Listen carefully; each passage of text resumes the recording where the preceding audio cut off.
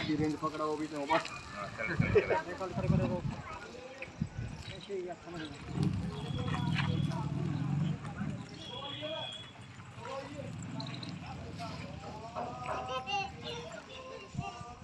मंच पर उपस्थित सभी धर्म प्रेमी सज्जनों, आज का जो ये यज्ञ है,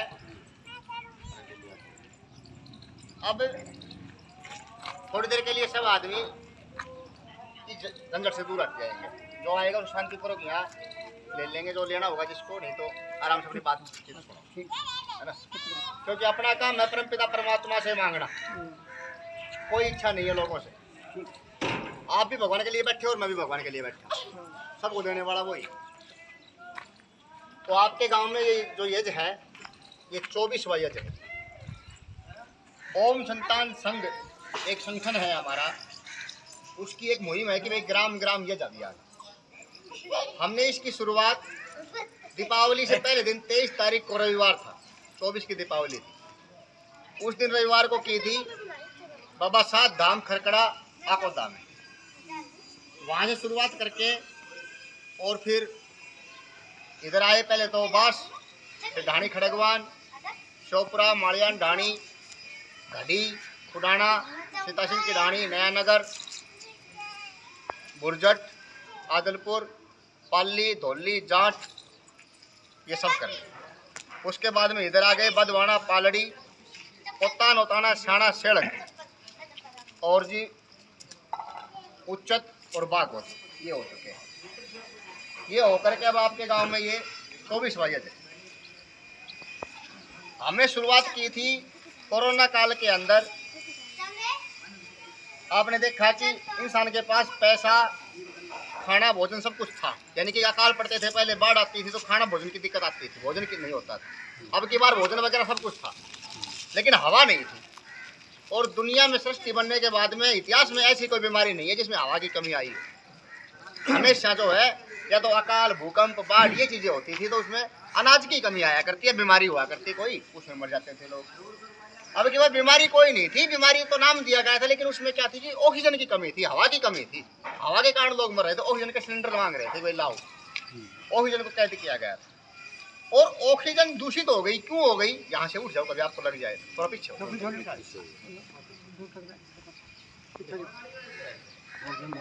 ऑक्सीजन की कमी क्यों आई? इंसान ने प्रकृति के साथ छेड़छाड़ की।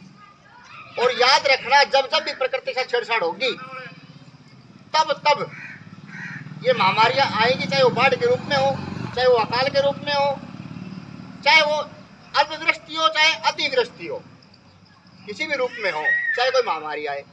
जब जब भी हम प्रकृति से छेड़छाड़ करेंगे तब तब प्रकृति अपना संतुलन बनाएगी और हमारे साथ ऐसा ही होगा। अब पहले इंसानों ने खोज की थी जैसे गाड़ी की, तो उन्होंने गाड़ी जोड़ी थी बैल के और ऊंट के, खच्चर के। उसमें क्या था, प्रकृति का नुकसान नहीं था। आपको शायद पता होगा कि आज से 100-150 साल में बुजुर्ग कहते थे, ऐसे पत्ते तोड़ते थे ना हम पेड़ों, मैं भी छोटा था तो तोड़ता था, दादाजी कहते थे अरे तू तोड़ा था बिना बात में, पेड़ ना हरा पेड़ ना। शाम को हम दत्तल भी तोड़ते, बोल रात तो नहीं तोड़नी है, पेड़ सोए हुए हैं। कितना ज्ञान था। और आज जितनी पढ़ाई होती जा रही है, साइंस कह रहा है इन बच्चों को कि वृक्षों में जान है, लेकिन आज ये बच्चे मान नहीं रहे, संस्कार नहीं रहे। शिक्षा तो हो गई, ज्ञान तो है इनको, और उस समय ज्ञान नहीं था कि इसमें ऑक्सीजन होती है, ये जीवित है। बुजुर्ग समझाना तो उसको नहीं आता था, लेकिन परंपरा ऐसी थी कि बोले सोए हुए हैं भाई, इनको जगाओ। यानी कि वो जीव था तभी तो सोए हुए हैं। बुजुर्गों को ज्ञान था ना इस बात का। फिर आपको पता है हमारे बुजुर्ग कितने विद्वान आदमी थे, सोच के देखो। पेड़ को सांगते थे, अरुणा है इसको अलग ही रहने दो।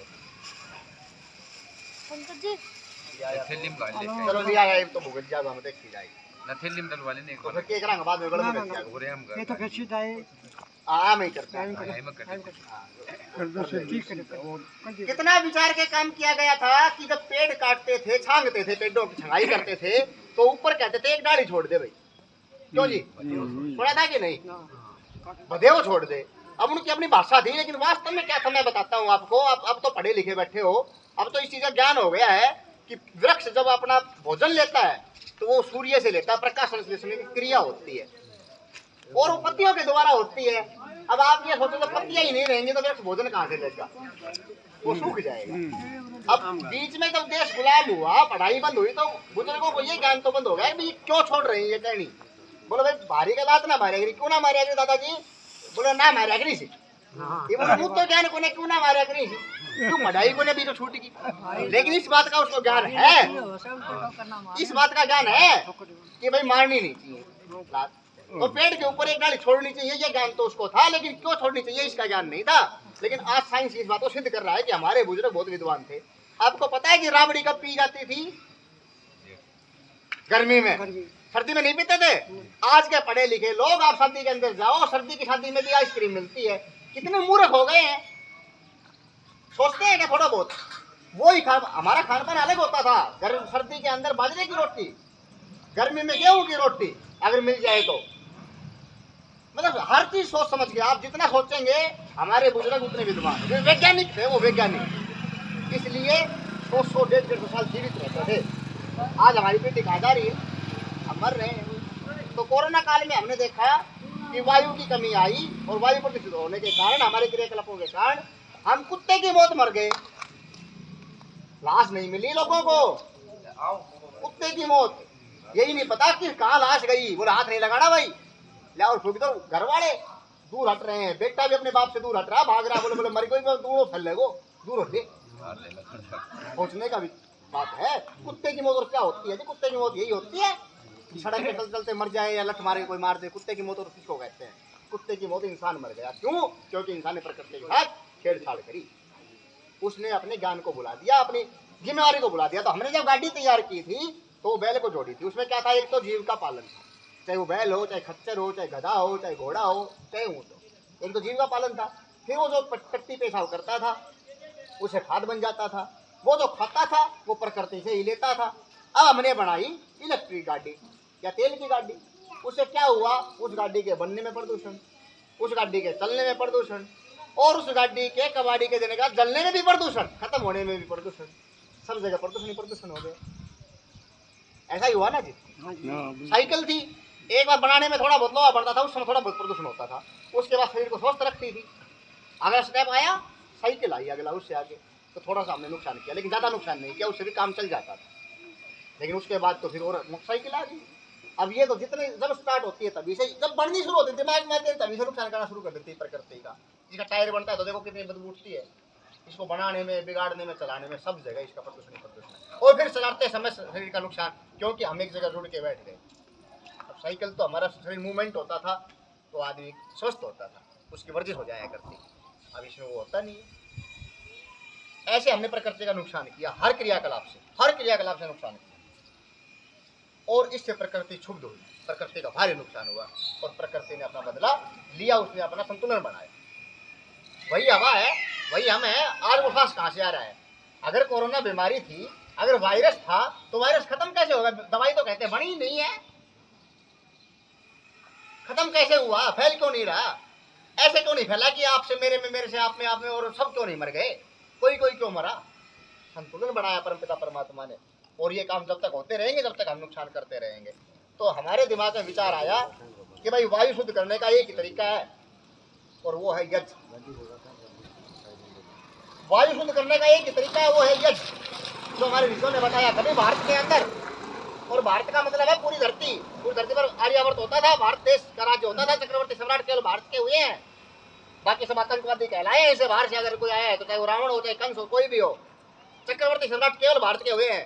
क्यों? क्योंकि भारत वाले किसी की सीमाओं में जाकर के उत्पात नहीं मचाते, उनको लूट खसोट नहीं करते, वहां पर शांति का वातावरण बनाते हैं, न्याय करते हैं। जैसे महाराज राम ने जाकर के रावण को मारा, लेकिन राज्य खुद नहीं लिया, विभीषण को ही दे दिया। बलि को मारा, राज्य खुद नहीं लिया, सुग्रीव को ही दे दिया। हम राज्य के लिए युद्ध नहीं करते, हम धन वैभव के लिए युद्ध नहीं करते। भारत के कोई भी व्यक्ति हो, हम संसार के अंदर शांति और सुख फैलाने के लिए युद्ध करते, लड़ाई भी लड़ते हैं। तो इसे चक्रवर्ती सम्राट जो भी हुए वो भारत के हैं, ये आप देख सकते हो। अगर सिकंदर चला तो वो आतंकवादी गिना गया चक्रवर्ती सम्राट बनने के लिए, और बन भी नहीं पाया, बन भी नहीं पाया। राजा पोरस ने उसके चक्के छुड़ा दी, दुनिया को जीत के आ गया था, भारत आने के बाद वो खत्म हो गए। ऐसे ही अकबर ने भी चाहा, लेकिन अकबर के साथ भी यही हुआ, महाराणा प्रताप नहीं माना, बाकी सब मान गए थे, मतलब वो चक्रवर्ती सम्राट कहला नहीं पाया। ऐसी बात बड़ी तो उस समय पूरे भारत में पूरी धरती पर सुबह और शाम यज्ञ होते थे। और इसका वर्णन वाल्मीकि रामायण में आता है जी।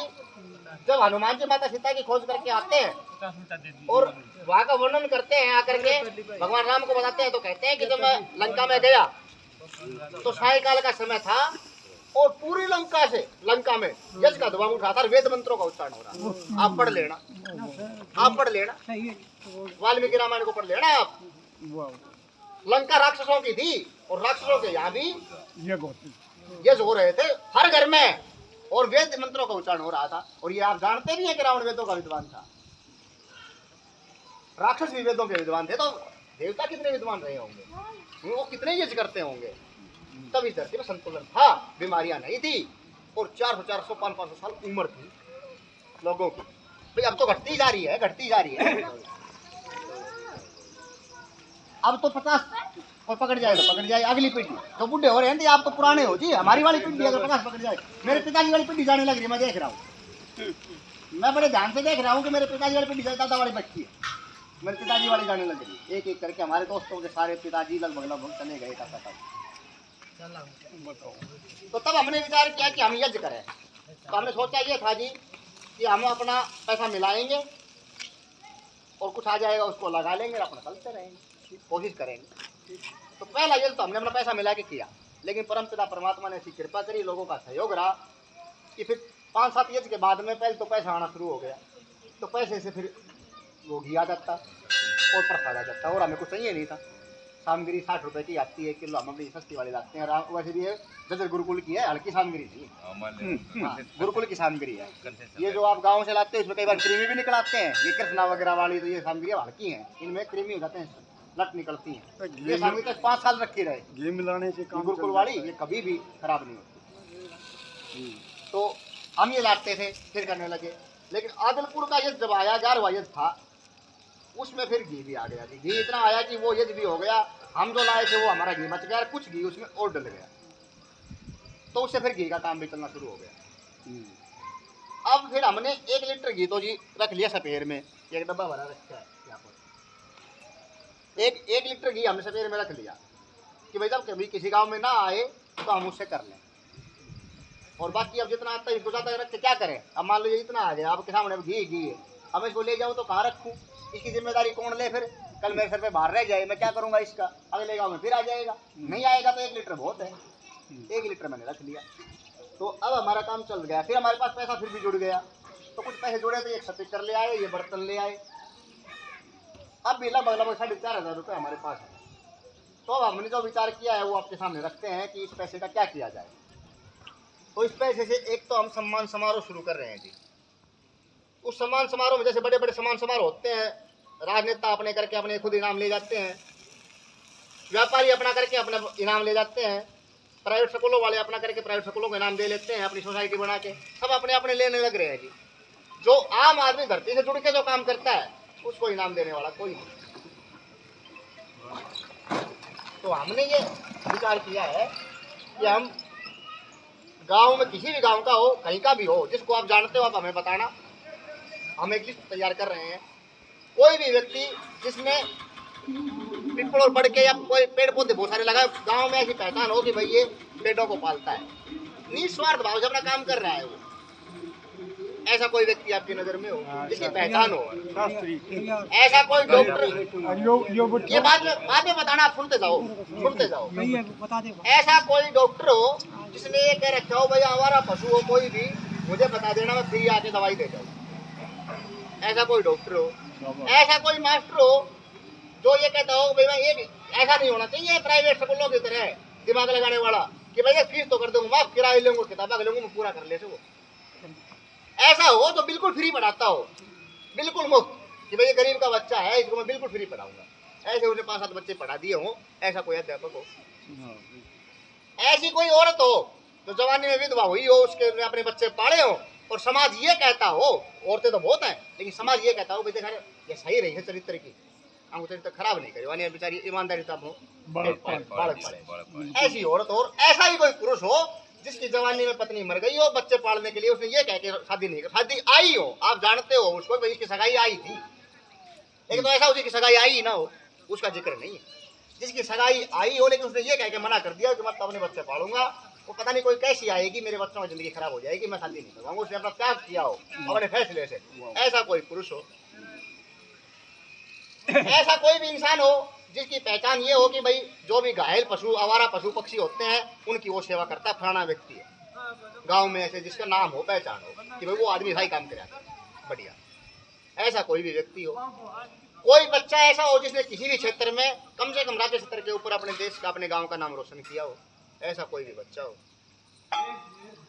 और सब बातों की एक बात ये कि इंसानियत जिसमें भी हो, जिसने इंसानियत का कोई बड़ा काम किया हो, जैसे मैंने आपको बताया भाई डॉक्टर हो ऐसा जिसने भाई सेवा की हो, इस प्रकार इंसानियत के जो भी काम हो और जो निस्वार्थ भाव से यहाँ कर रहे हो, वो कोई भी आप हमें बता सकते हैं, कोई भी नाम सुझाव दे सकते हैं। इसमें और भी कुछ ऐड करना चाहे तो आप सब समझदार हैं, हमें बता दें अपने विचार भैया कि यह चीज़ और ऐड कर ले, हमें अच्छी लगी तो हम ऐड कर लेंगे।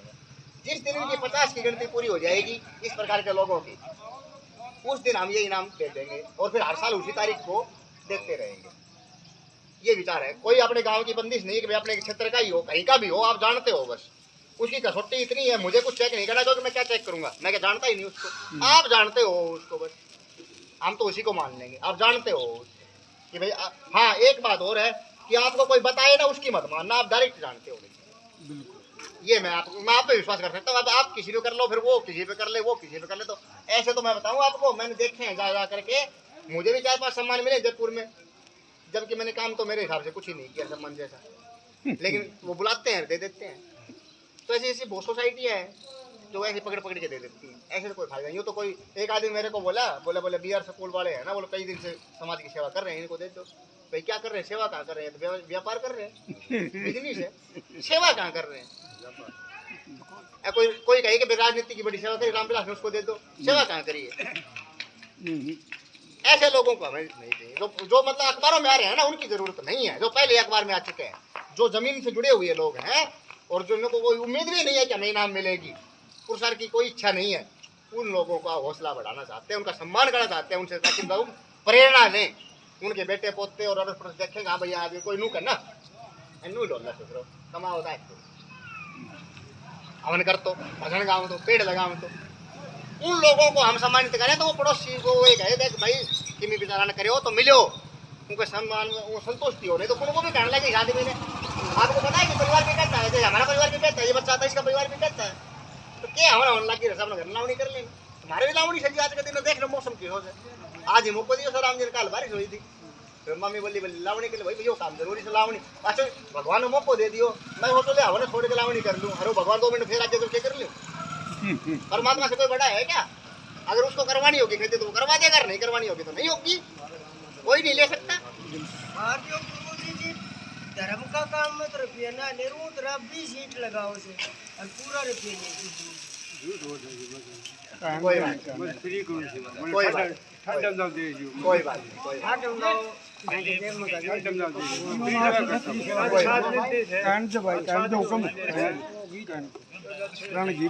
तो जी इस प्रकार से 24 एज हो गए हैं, अब परमात्मा कहाँ तक ले जाता है इनको ये देखते हैं। और हाँ एक बात और ये कि वो कोई बच्ची हो गरीब की, उसकी शादी वगैरह हो तो उसमें भी हम मदद करेंगे इस पैसे से। और जी 3 रजिस्टर लगा रखे अभी आपको दे दिए जाएंगे, कौन से गांव में कितने तो आदमी आए सबके नाम लिखे हुए हैं उनमें, और कितने पैसे आए वो भी लिखा हुआ, 1 पैसे की रोल नहीं मिलेगी, कभी भी आके चेक कर लें। हर गांव का मतलब उसमें बाकायदा आपके नाम लिखेंगे और सबके लिखे हुए कौन कौन व्यक्ति आए थे और उसमें कितने पैसे आए थे, वो वही के वही लिख करके उसमें फिर कटिंग हो तो समझ लो हम झूठे हैं, कटिंग नहीं मिले तो नहीं तो उतने क्यों जी, गलत तो नहीं भाई, हम काटते हैं उन्हें तो कहते भाई हम काटे और करा क्यों ये गड़बड़ से, और अगर वो नुक्का उन्हें मिल जाता भाई हम मतलब हम बच्चा था सारा गली के ले जाएगा, ये हिसाब किताब है। और परमात्मा जो भी करवाएगा हम वैसा करने की कोशिश करेंगे। और अगर किसी का वास्तव में आपको लगता है कि इसके पास पैसे नहीं है, गरीब आदमी है, तो उसको जो है हम पढ़ाई वढ़ाई के लिए कोई सामान चाहिए तो वो भी देने की कोशिश करेंगे, बता देना ठीक है। ये हमारा पैसा नहीं, आप ही लोगों का पैसा है, हवन का काम हो गया, उसके बाद जो पैसा बच गया उससे कुछ और ही करना है, उसको हम लेते नहीं है 1 पैसा भी, ना तेल पानी का लेते हैं ना किसी और चीज़ का। अच्छा एक रिक्वायरमेंट है जी, एक ज़रूरत है, अगर आप यहाँ इस लाइन से जुड़े हुए हो इसलिए आपसे कह रहा हूँ मैं कि कोई एक गढ़वा बजाने वाला या ढोलक बजाने वाला और कोई एक हारमोनियम बजाने वाला हो दियो बैठे तो देखो उसको 500,000 रुपये फीस तो देंगे नहीं जी, क्योंकि पैसा हमारा नहीं है, वैसे हम देते निकाल के, लेकिन फिर भी हम इतनी नहीं देंगे। हम भी सेवा कर रहे हैं, हम एक पैसा भी नहीं ले रहे हैं, तो उस व्यक्ति को हम उसका किराया जो जहाँ तक पहुँचेगा 10 से गाँव में करते हैं, उसका किराया और 200-300 रुपये उस व्यक्ति को हम देते हैं। 2-3 घंटे ही उसको आना है, बाकी दिन में अपना काम करो। तो ऐसी कोई सेवा कर देते हुए तो वो भी मात्र हमारा काम चल गया। लोग के नीचे थोड़ी बैठ के ना सत्संग कर लिया, हम भी कर लिया, 2 आदमी गाँव भी सुन ली, है ना, करते रहते हैं ना। आप क्या बताओ इस लाइन के हो, इसलिए आपके सामने ठीक है, सारी बातें आपके सामने होंगी, हम भी मना करें तो आप भी हमें छोड़ के आ जाना, सब कुछ आपके सामने होगा।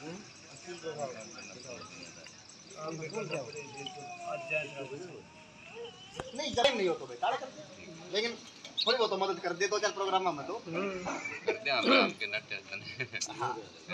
हाँ तो मैं आपने बताऊँ फिर बात का कि हम फिर बोले कि मैं सत्संग भी करांगा, तू फिर बोलने बात है पहले कर तस्वीर होनी चाहिए ना। अच्छा ये तो हो गई जी संगठन की बात है। अब थोड़ी सी जानकारी मेरी है कि हमने एक गुरुकुल शुरू कराया है, उसमें जो जिसके माता पिता नहीं है वो बच्चा तो है बिल्कुल फ्री, रहना खाना पढ़ना सब कुछ फ्री है उसका तो।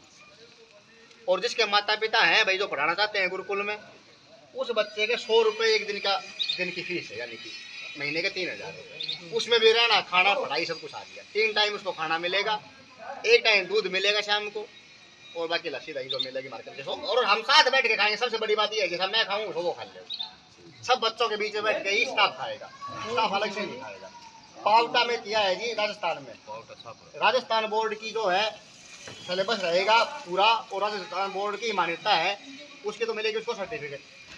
और इसके अलावा रामायण महाभारत उपनिषद वेद ये सब कक्षा वाइज हम अपना सिलेबस लगा रहे हैं, वो उसके अलावा उसको पढ़ाया जाएगा, और हवन वगैरह सब सिखाया जाएगा, कर्मकांड पूरा सारी चीज़ें जो गुरुकुलों में होती हैं। लेकिन आज के जो गुरुकुल हैं उनकी सर्टिफिकेट भर्ती में मान्य नहीं है, तो उन बच्चों का भविष्य अध्ययन में लटका हुआ, इसलिए गुरुकुलों में बच्चे कम जा रहे हैं। तो मैंने राजस्थान बोर्ड की मान्यता ली है कि उसका सिलेबस पढ़ा दे, सर्टिफिकेट उसकी हो, चाहे फिर वो कहीं भी कुछ भी काम करे। भाई जैसे बच्चा 5 साल पढ़ा तो उसे जी में आ गया 10वीं करने के बाद यार मैं तो स्कूल में जाऊँगा, गुरुकुल मन ना लगा घर का उम्र बदली गई, तो बालक फिर बेकार हो जाता, वो शास्त्री करा तो ठीक है ना, तो बेकार हो जाए सर्टिफिकेट अलग हो जाए। तो हमने उसकी सर्टिफिकेट ऐसी कर दी चाहे आप अगले महीने ले आओ घर तो भी आपकी नुकसान नहीं होगा, भविष्य यानी कि निश्चित। तो इसको कोई भी बालक हो जो भेज होता है शरारती बालक को माँ बाप समझ बना सुन हो तो भेज क्या कितना वो ले जाओ संभाल जाए।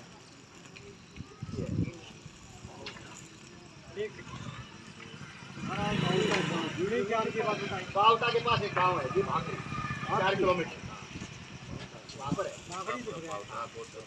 फिलहाल तो किराए की बिल्डिंग है, मान्यता मेरी अपनी है, सोसाइटी सारी हमारी है, रेंट पे लीज पे बिल्डिंग है अपनी, वहाँ धीरे धीरे आगे क्या होता है परमात्मा का है ना, कितना काम चलेगा कितना बढ़ेगा वो कल से ही शुरू हो जाएगा। हम ये चले कल निकल जाएंगे, ठीक है बजना ही करेगा